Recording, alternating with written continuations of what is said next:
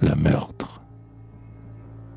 En ces heures de vice et de crime rigide, se rêve un meurtre ardent que la nuit grandirait de son orgueil.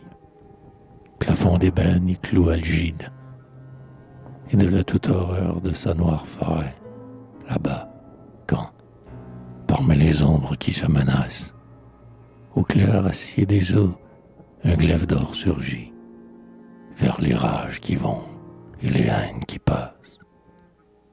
Et pieds mystérieux, pieds de marbre, sans bruit, là, quelque part, au carrefour, en des ténèbres. Un silence total ferme la plaine. Au loin, le ciel indifférent voile ses clairs algèbres. Et rien, pas même Dieu, ne semble être témoin.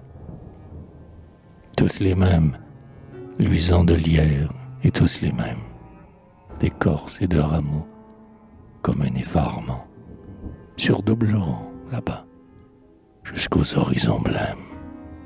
Muets et seuls, des arbres vont, infiniment. Un grand éclair nerveux, au bout d'un point logique, et puis un râle, à peine ouï par les taillis.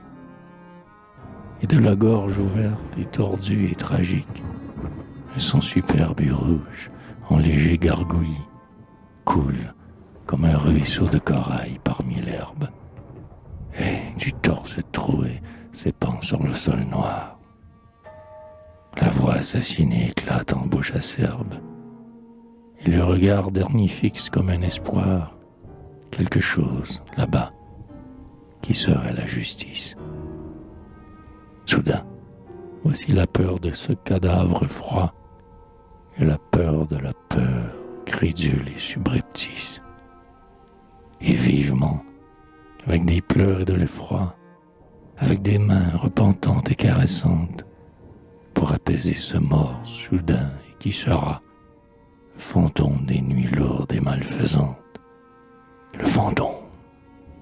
Quel est celui qui s'en viendra, baisser sur ses grands yeux, les paupières tombales, éclore ses lèvres, silencieusement.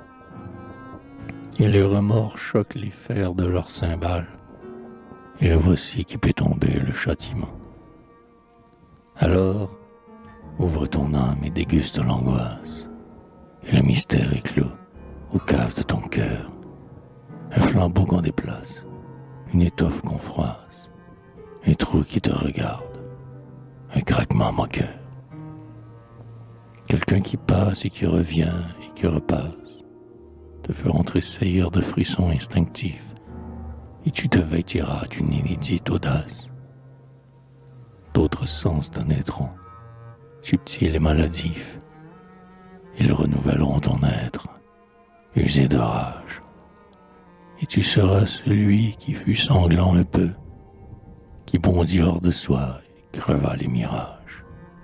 Et, biffant une vie, a fait œuvre de Dieu.